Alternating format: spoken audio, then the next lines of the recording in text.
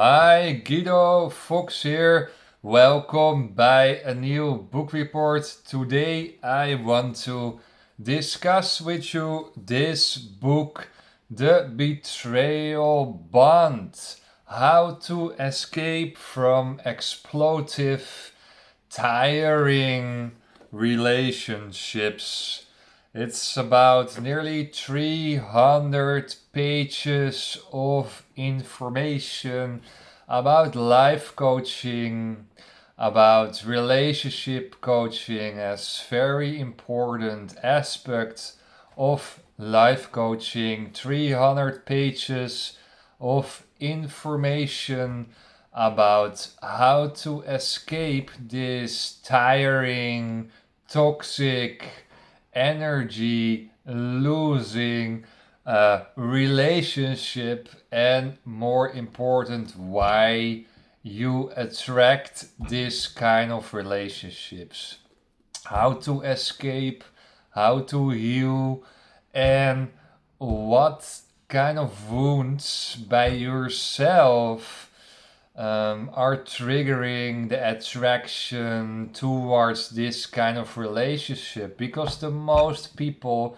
are spitting on the outside world and they say my partner's bad, this and that, and yes, that can be true, but it also a part what is responsible for this taffarel, for this situation, and that is yourself, right? So also see relationships as a triggering for your own personal growth. Learn from it, uh, move on, move further, and how higher you grow in your spirituality and in your behavioral patterns, social dynamic skills, how more stable, secure, and wonderful people you meet, and the relationships will be most of the time also better. So, the betrayal bond, I found the title a little bit strange, but actually, I think the writer is saying it is a betrayal about yourself. It's a betrayal. You feel betrayed by the other in the relationships, and actually together you betrayed each other, and it's a betrayal, toxic bond dynamic in the relationship. So the betrayal bond is that you betray the other in the relationship. You feel betrayed, you feel unloved, you didn't get the attention you wanted to have, and actually you reject also yourself. So also you are feeling betrayed yourself, and therefore it's a kind of bond. That's the way I read this title. Page number 4, Abandonement, rejection is at the core of all addictions. I say it again to you, rejection, the fear of rejection, the fear of being alone, the fear that someone is rejecting you is at the core of addictions. So, therefore, really scared persons in the relationships are testing you out constantly. They're testing you out if you not will rejecting the partner. So they're testing you out with tricks that you stay by her or him. People who are afraid to be rejected are clinching the other person and grab him or her. So there's controlling behavior there. So both of the partners, the fear of bonding, the fear of rejection, both partners are live in a deep, deep afraidness of being alone and cannot share their full heart with love to each other because they're both afraid to be rejected, and that can be a cause from the past. You are rejected.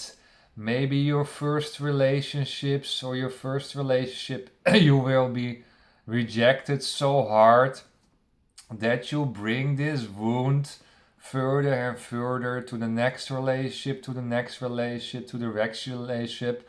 And your energy system is full with wounds. So you become harsh, you become hard. I see it in my surroundings. Women, in my case, I look to women, and women are more harder when they're 30 or 35 and 40 with all those experiences in their life. They create and heavily guard. And as the young women are still open and shining, it is the task for the men and the women to stay always open, to stay always lovable, always receptive for new events without putting the guard so high and without the clinching aspect in relationships, without the over testing behavioral uh, patterns. I go later with you about the cause, if it's rejections from your old relationships or rejection by your family. Maybe your parents were not enough there, they didn't give you enough attention. Your mother was wounded too and had an enormous guard, or your father was always working and when he came home he never had time for you. Also, your parents can rejected you already in your youth. So also that wound in combination maybe with your first rejections in your life can be causing traumatic uh, experience traumatic behavioral patterns and delivers there the betrayal bond. So also you have to go deeper in the coaching to your traumatic wound and clean that mess up in your energetic mental system. The shame to be alone, that's also a reason for the betrayal bonds. The shame for your environment, the shame to be alone, the laziness to find another partner can be also involved when you were born in the 70s or 60s or 80s. Relationships are more common now, there are more singles in the world, so to be alone is not so shameful anymore, I think. But still, what I see by women especially, to be alone is can be very hurtful if you see that your girlfriends are have boyfriends and you are still behind. So there's also a reason why you're testing your partner so hard, to the shame to be alone or other methods to clinching behavior. So for men is I think less, they are more common to be single, and also that's more the male way of life to have their more freedom. Um, Rejection is so the core of addiction, the afraidness to be rejected place for us a guard around ourselves to put people away if they come too close by.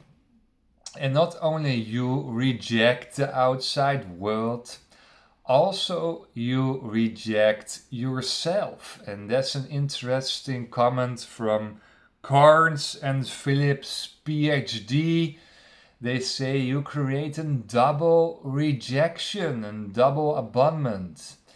So you reject the outside world in the form of your partner, and you reject yourself, your own identity, your lost identity, your lost soul.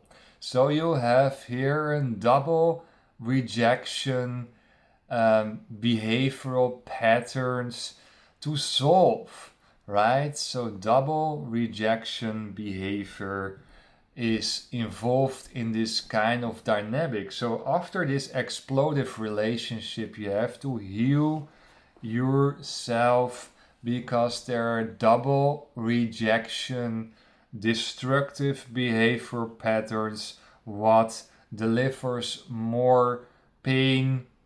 And here he mentioned that's all the toxic attachments, right?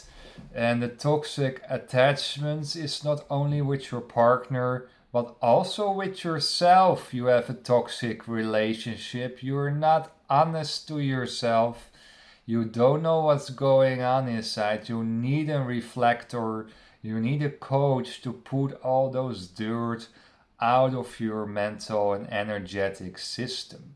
This toxic relationship with yourself and with the relationship you had with your ex-partner or your current partner, also this kind of relationship or communication you bring to your career, to your network, to your relationship with your boss or relationship with your employees. So this toxicity is related to the outside world. It's also in your work dynamics. This kind of toxic material is taking place. I little bit talked already a little bit about the family dynamics. So the rejection triggering could be placed in a dysfunctional family, page 8, and they mentioned on page 156 the world of unhealthy families, and this is so correct. This is also the Bhagwan, the Osho line. The most people are having unhealthy, toxic family patterns because of the very close titan dynamic in the family, in a small house mostly.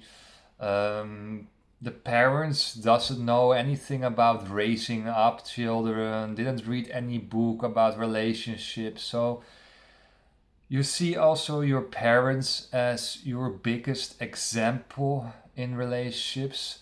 That's also very, very unhealthy. The most parents didn't do anything with relationship coaching, didn't read any books about it.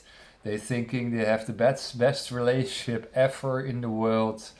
But the hard truth is that the most parents have a toxic relationship, and you have that example. So you bring that transferring behavioral patterns from your parents to your own relationship with your partner. So this also going on and going on. And yeah, the most parents are not ready for the mothership or fathership.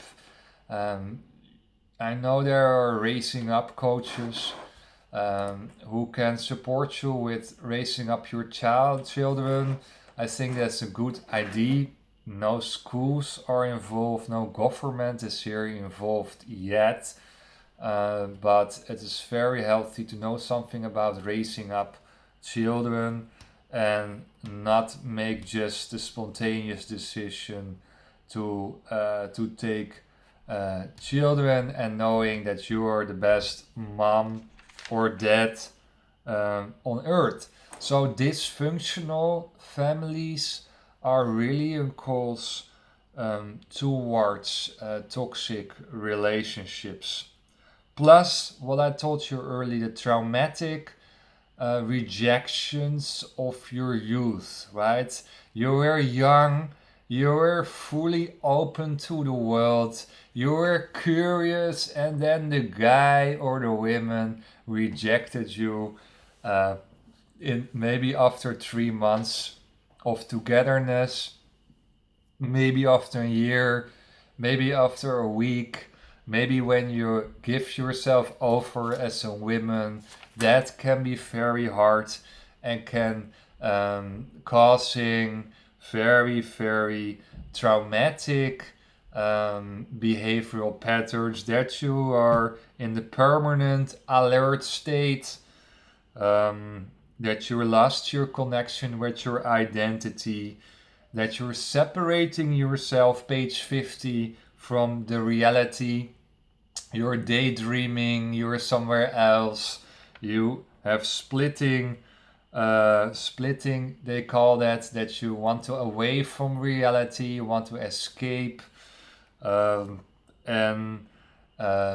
that's what's going on in your life, that you don't want to go back to that situation.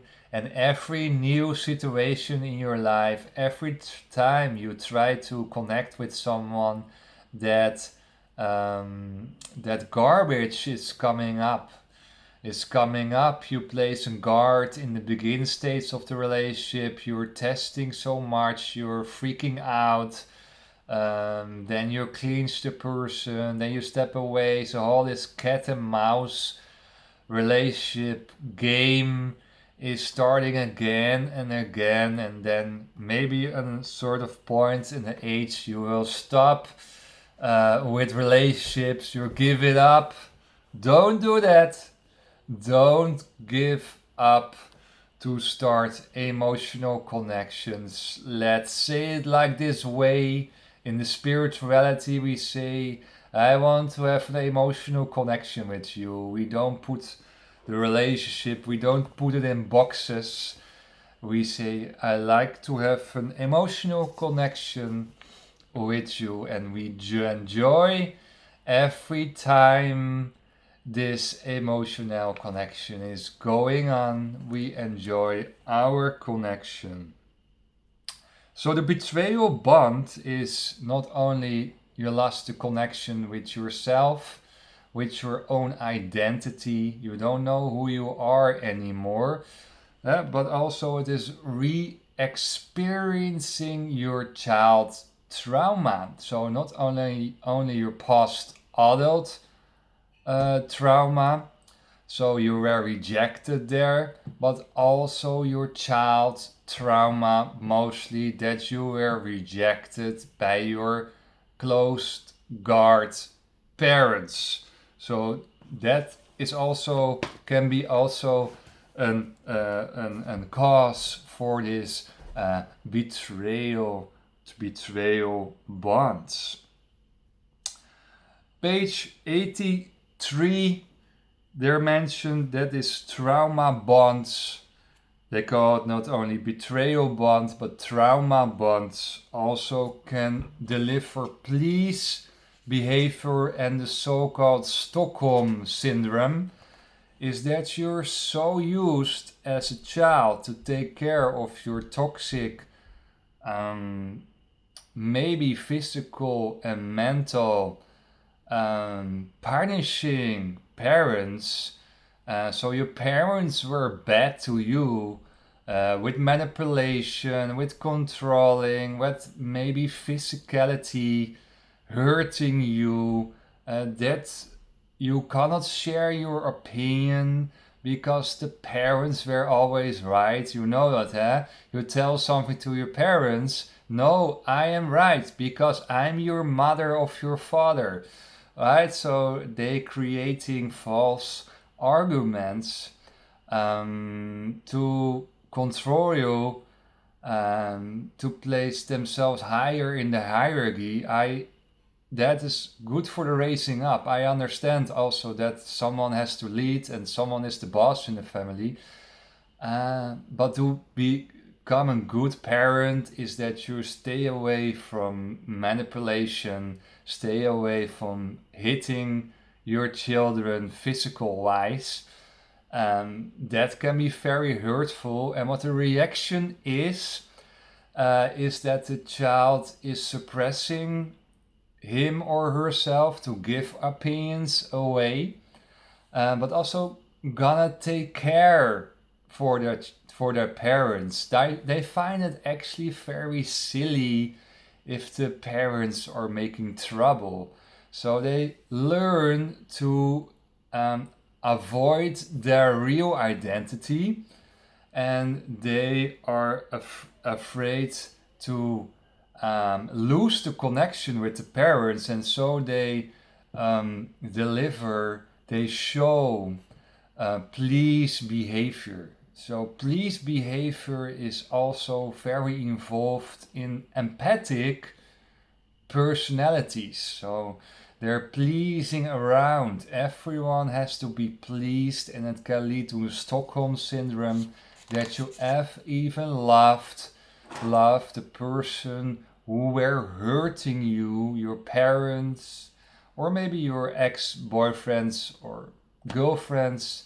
You love them because that is in your system from the past. The repetition patterns is constantly pleasing your parents, pleasing your current relationships, pleasing your ex relationships, and you love them because they were hurtful to you. So you create a kind of Stockholm pattern in your system, and of course, that is unhealthy. You lose your own self, you are suppressed like a volcano. Suppressed like a volcano, and then everything comes out when you're 50 and 60 and 70, and then you come to me. Healing part is making it visible, so recognizing the patterns, sharing your story with a coach, open yourself up, knowing what's going on in your life, and understand the causes. The path of listening, someone is listening to you with full attention, can be very helpful in your life. The path of meditation, the path of awareness, the path of healing and opening and stabilization of your ecstatic chakras will be very, very healing force. Meditate to clear your mind. Meditate to observe and know there's also a wonderful future for you. The path of no contact. Your addiction will working still. Your addiction of contact with this dysfunctional person. So no contact rule, very hard reality. Even you like this person, very Stockholm wise enough. So stop with contact, start the recovery path, and don't be ashamed. And love the time that you are alone for a while. Don't search constantly for a new partner, especially for women. I see they're hopping from a new relationship to the other one. I see it because it's mostly also easier for women to find another partner. For men, is it quite difficult to get a good relationship. What I see, they're not hopping because there's also less chance for guys to hop from one to another relationship, but stay alone for a while. Not too long, just for 8 months or 7, and then move on, right? It's also not healthy to stay 5 years single and still recovery from your ex. So take your time to heal, have nice walks in the forest or along the beach, and try to make that healing path visible for you. Experience that healing path, and also enjoy that you can be alone. It's very powerful to be alone, and it's also a grow path for yourself, to be alone. That you grow in your life is mostly the times that you are alone, like a tree in the middle of the field. You can grow and you can shine, and then maybe later other trees are coming at that place too. But first you need the space to grow, and the space is there in the only in the open fields, right? Thank you for watching, and I see you by the next video. Bye bye.